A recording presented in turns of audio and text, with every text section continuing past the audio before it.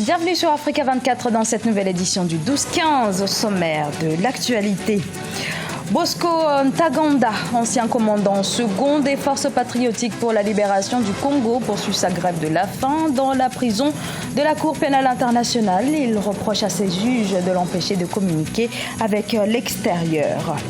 La Banque nationale du Rwanda met en exergue les bonnes performances du secteur banquier, une solidité affichée face au domaine de la microfinance qui révèle de nombreuses fragilités. Puis le championnat national de football qui se poursuit au Mali. Le Djoliba a tenté d'en découdre ce mercredi avec le stade malien de Bamako. Mais tout d'abord, cette décision au Burkina Faso, le chef de l'État, Marco Christian Kaboré, également ministre de la Défense, a ordonné des poursuites contre Yacouba Isaac Zida, ancien Premier ministre, durant la transition. Poursuite pour désertion en temps de paix et refus d'obtempérer. Le général Zida, qui se trouve au Canada, n'a pas regagné son pays depuis sa permission en février 2016. Bosco Ntaganda, poursuivi par la CPI pour notamment crimes de guerre commis dans l'est de la République démocratique du Congo entre 2002 et 2003, observe une grève de la faim depuis maintenant 9 jours. Il continue de dénoncer les mesures de restriction imposées par les juges de la Cour pénale internationale. Idlet Merabel-Bissou. De guerre congolais Bosco Ntaganda poursuit sa grève de la faim pour protester contre la décision des juges de la Cour pénale internationale relative aux conditions de sa détention. En effet, ce 15 septembre 2016 marque le 8e jour de grève de l'ancien commandant des forces rebelles du Congo national pour la défense du peuple. L'ancien chef rebelle congolais refuse également de se présenter à la salle d'audience. Bosco Ntaganda se plaint d'autre part de ne pas avoir de visite de ses 7 enfants depuis sa reddition à l'ambassade des États-Unis au Rwanda et son transfèrement à la CPI en mars 2013.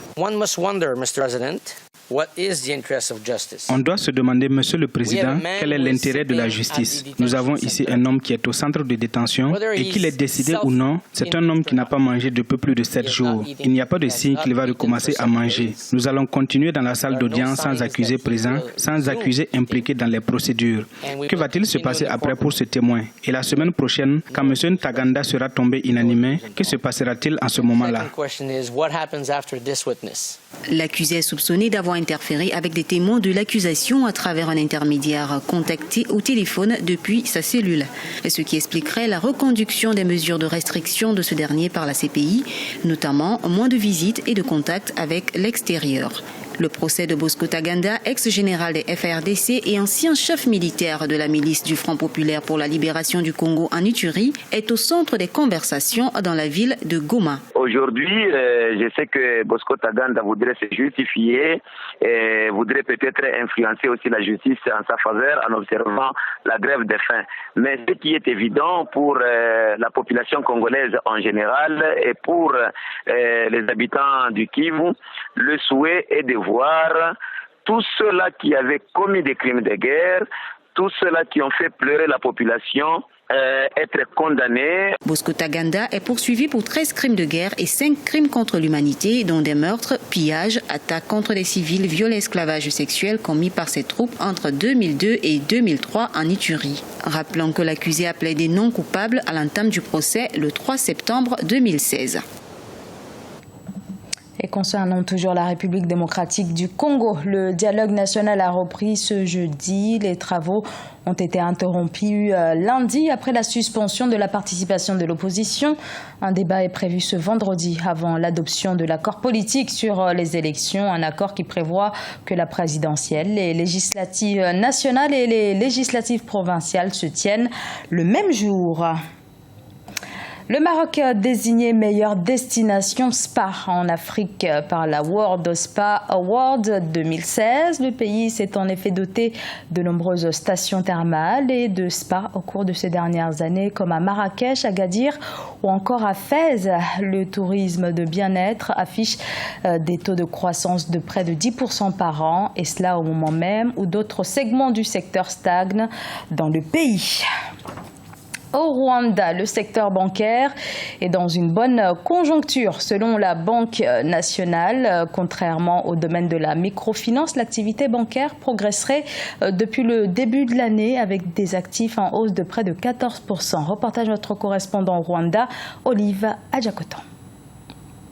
Le secteur bancaire rwandais réalise une performance satisfaisante de janvier à juin 2016 selon la Banque nationale du Rwanda. L'actif total des institutions financières a connu une augmentation de 13,9% durant cette période. Le passif a également obtenu une hausse de 13,4% avec les dépôts des clients atteignant 81%. Les banques enregistrent même un bénéfice de plus de 19 milliards de francs rwandais. Une performance qui ne fait pas l'unanimité chez certains analystes. Il y a la pénétration des services bancaires à l'intérieur même du pays et surtout l'étendue du pays. Troisièmement, c'est la croissance des business, des affaires dans l'économie rwandaise. De par les chiffres qui sont actuellement publiés, la situation des banques commerciales est bonne. Mais ce n'est pas une situation idéale. Voilà. L'idéal, c'est quoi? C'est que les banques parviennent à donner des crédits à long terme. Le secteur des microfinances, quant à lui, était confronté à d'énormes difficultés lors du premier semestre de 2016. Les prêts non productifs sont passés de 8% de janvier à juin 2015 à 12,5% dans la même période en 2016. Un taux supérieur à la moyenne exigée de 7,5%. Dans le passé, on a vu le fraude, donc les inspections peuvent déceler les fraudes, mais aussi et surtout, la réglementation doit être respectée, soit en termes de quoi faire, quoi ne pas faire, mais aussi voir les performances, parce que c'est là où le problème réside.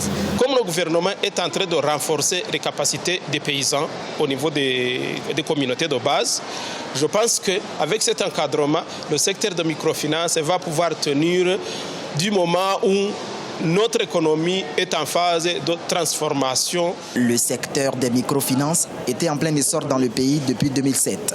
Il a connu un déclin à cause de l'inexpérience dans la gestion, selon des économistes. Depuis quelque temps, la Banque centrale du Rwanda cherche à relancer ce secteur. Soulignons que le Rwanda compte aujourd'hui plus de 400 microfinances et 13 banques commerciales. Au Mali, le championnat national de football est entré ce mercredi dans sa deuxième journée avec cette rencontre ô combien cruciale entre le Djoliba et le Stade malien de Bamako. Ce rendez-vous s'est malheureusement soldé par un match nul. Reportage de notre correspondant Mokhtar Bari.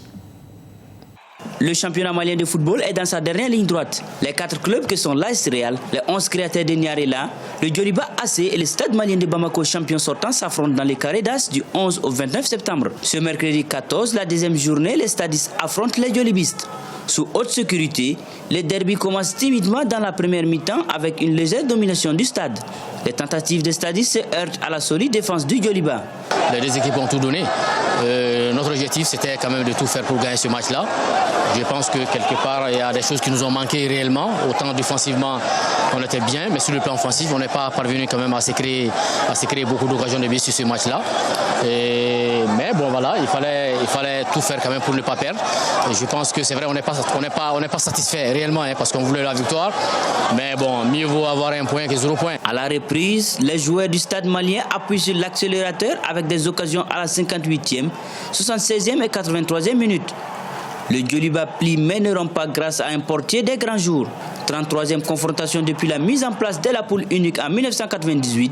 C'est le Djoliba avec 12 victoires contre 7 pour son grand rival qui mène la danse. C'est sur un match nul et vierge que l'arbitre central renvoie les deux équipes à la prochaine journée. En deuxième mi-temps, on s'est remonté, on a essayé de les pousser, de ne pas les laisser l'espace dans leur moitié de terrain. Et malheureusement, on n'a pas eu de but. De toute façon, c'est un début, ça continue, ce n'est pas fini. On va travailler encore. Il reste encore 4 matchs.